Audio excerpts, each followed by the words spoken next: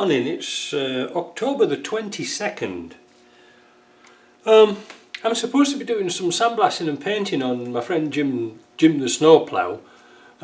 He's got a great big 9-foot wide snowplow blade he wants me to sandblast and paint before winter.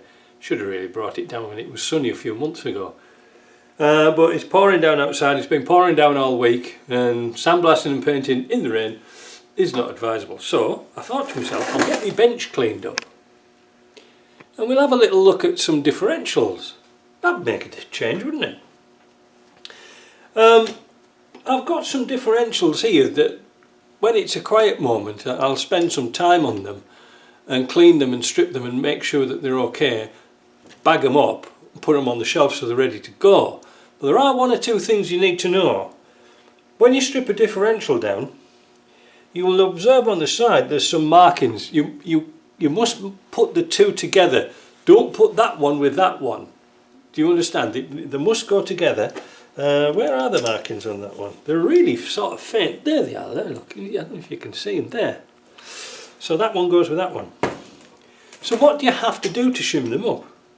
Well, not a great deal really, but when you get your Ashcroft kit for building your differential up, you'll get some new thrust washers like these things here, and you'll get two washers like this. Alright, now they just sort of send you standard things, but these washers here come in incremental sizes. The one they put in your Ashcroft kit is just a sort of generic one, exactly the same as it should be from the factory, sort of. And I say sort of because nobody knows. These things here, they never change size, they're always the same size, so don't worry about it. So, where do they all go? Well, let's have a look back down here again. Let's come up a bit, that's better. So the big ones go under here, right? They go under there, and you try to put an equal one underneath. Now you can see I've got the spider gears in there, and this is where it gets interesting. How do you set up the shimming? Generally speaking, if your diff's in good condition, you just clean it up, and sometimes I'll put new thrust washers in here but put the old shims back in, because you know there might be a bit of discrepancy in gears and things like this. Now another thing is, what they say in the book is if you've got old gears in here they'll be nice and smooth, but if you've got new gears they'll be sort of notchy.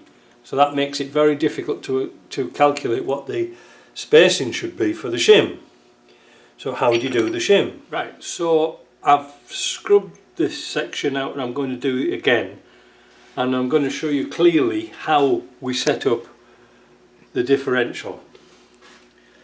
I'm only going to show you just one side, the other side's exactly the same. So what we're going to look for is we're going to try and adjust the shim in here on the short side. We'll take our gear out, make sure there is a shim in there. Alright, so that's that, because we only just do one at a side. You can't one side at a time, you can't do both. Alright, that's nice and free willy. Unusual because I usually have to pay. But we put our spider gears in like this. We're not putting the ring on at the moment. This ring, we don't need to put that on. And then we put the other one in like that. So I've assembled this unit because this is the gear that we want to shim up. This is the one from the bottom. From here, we've taken that one out, so we're just going to do this one here. So I've put the gear in with a washer. Alright, so the bottom gear here has got a washer in it. The idea being is that when we clinch up this casing together, it's going to press down on those pins, then these are going to be forced out this way because of the pressure of the gear going that way.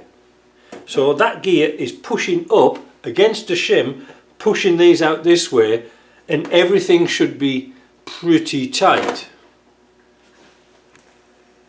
It took me a little while to work it out.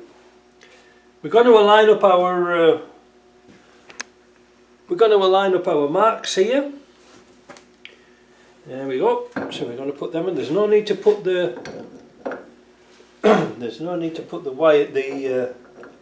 wire retainer in yet. And we're going to fasten that down with 4 bolts. And this time we're not going to torque them down. Well, you could do as well, but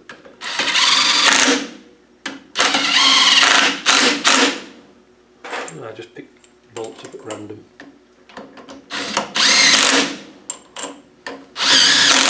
Right, so you got the drift? We're now just setting up this gear at the top. We now put in the shaft with the flange. Now you can have the brake drum, I ain't got a brake drum, so we're going to do it like this. This one, so the measurement should be 1 pound, what did I say? These are used gears, so it should be 0.45 kilos, that's 1 pound when we pull on here. Alright, let's switch this on. And it doesn't even register. So what does that mean? Anyone? Anyone?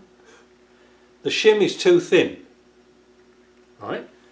So what we're going to do is take that out again, take it to bits. There's a lot of taking it to bits and putting it back together again. We're going to take it to bits, we're going to measure the shim and find something that's a bit thicker. So I've got the original shim out. And we're going to measure the thickness of this. 1.11 millimeters. Alright. So we're going to go down and bring our box across of bits here. There's our eye of an assorted box. So the original shim 1.11. 136, that could be interesting. 139. 134 approximately. Where else have we got? 143. 1.4. I'm sure it's supposed to be 1.4. Yeah, 1.4. So now we're going to replace that shim with this one and keep the original shim to one side.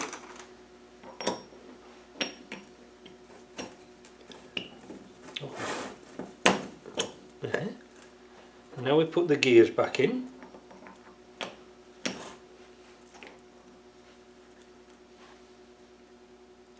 Oh, the other ones are still in here. Right.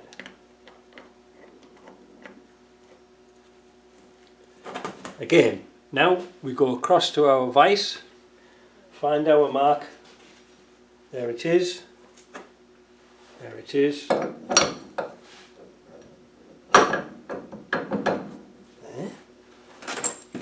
Take some bolts.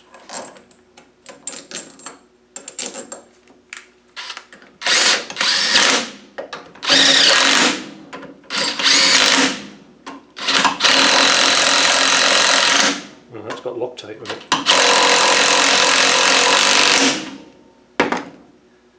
And again, now we're going to put our gear in, our shaft, and look at that. You see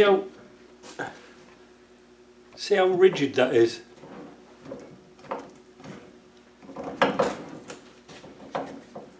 Let's try that.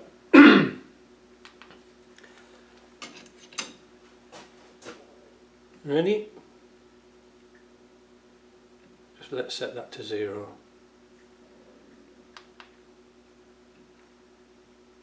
.6. This is in pounds, by the way. 2.7. It's way over. So we want another shim. We have to take all this apart, and we want a shim sort of halfway between the two. We've kept the original one here. I'm going to take this out again.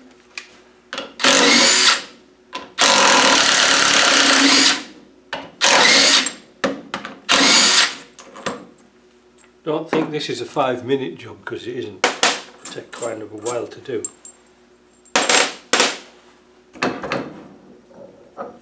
Right, back down on the bench. Take these gears out. Sometimes you need a little screwdriver just to work them out a little bit, because sometimes they are a bit tight.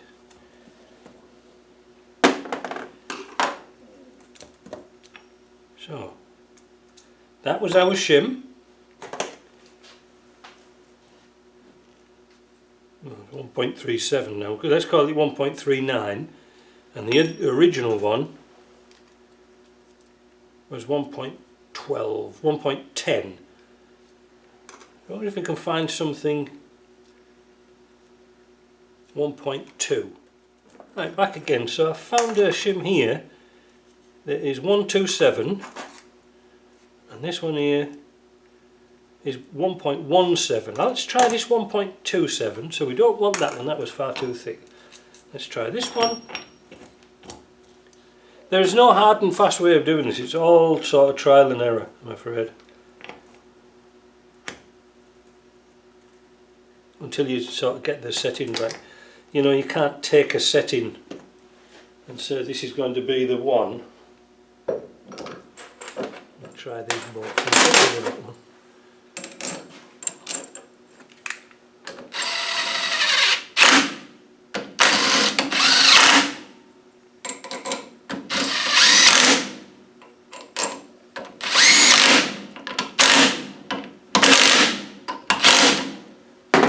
Right, where's our tool?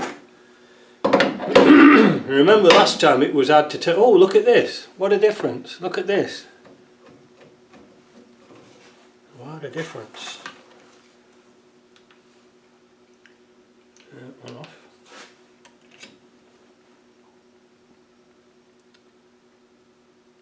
.79 of a pound. It's a little bit lower, but it doesn't half feel nice. You can feel it just, the teeth just jumpy. So I'm happy with that. I don't think I'll find a shim, because all I've got is used shims, if you see what I mean. I haven't got a board with incremental ones on. But that, it's just got that right on the edge of those teeth. So now what we do exactly the same for the opposite side. So we take this off, put that to one side, put all our bits to one side, and then take this off,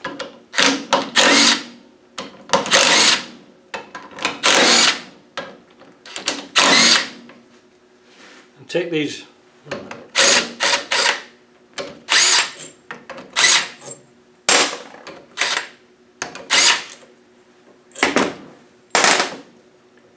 so that we know we know now that the shim for this one is correct. So we're going to take the gears out now, here, take them out. Nothing's changed on these shims at all. Now we're going to take this gear out and keep that in place. We're going to take this gear here now with a shim that is, a razor blade's handy getting them out because they kind of stick. 136. So the 136 now goes into here. We put the spiders back in.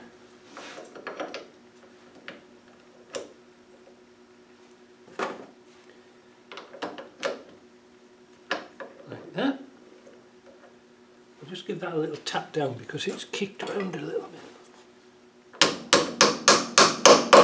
That's it. Put the cover on. 4 bolts.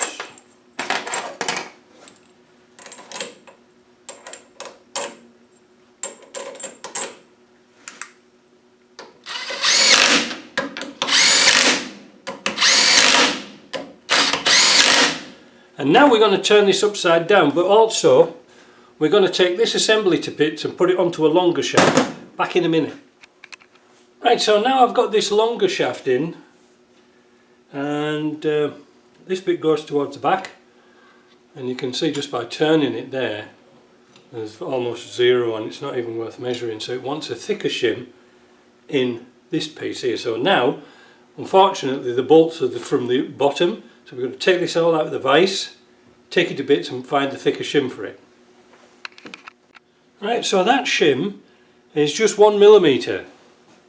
We'll put that to one side. So we need something thicker than 1mm. 113. That's a small one. 130. Let's try that, because that was really loose before. And we'll just assemble this again. Yeah. So we're going to find our mark.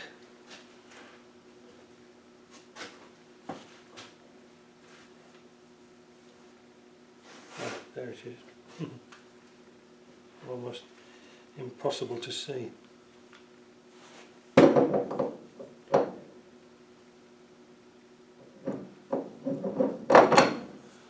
we go, we'll tighten that down, we'll come back. Well, that was a little bit too tight. Yeah, that's really tight. So we're going to have to put something halfway between. Right, that seems better. 111.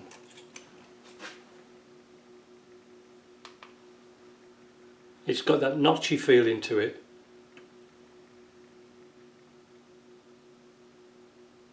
Point 0.75, watch what happens. Jump. I'm going to leave it like that. I'm not going to tighten it up more. So now what we're going to do is take that tool out, put the other bearing in, put the other gear back in, wherever I put it. Oh, it's over here. Put that back in, then we'll fasten it down and see what it's like. Right, so I've put it all back together again. Except I haven't fastened these bolts down properly. I'll do that in a minute because I already did how to do the bolts on another video. But we've got that, just that little notchiness, like it would be new gears. See what I mean? But that will wear in, that will run in, okay. When your Land Rover's driving along a straight road, these two pieces are turning at the same speed, if you see. This shaft here and the bottom shaft turning at the same speed. It only comes into play when you're going around a corner or something like that and the prop shaft at the front's turning slower or faster than the one at the back. And even then it's just doing a little bit to try and catch up. But this is the problem. If you haven't got the diff lock in, this bit here, and the wheel starts spinning, this will sort of explode, because this will be going twice as fast as a prop shaft. Because there's one wheel spinning like crazy, and the only way the power can go is all the way from this outside, which is being driven through that gear and up through here. The other one sat stationary, so it's doing twice as much work. It's not a good idea.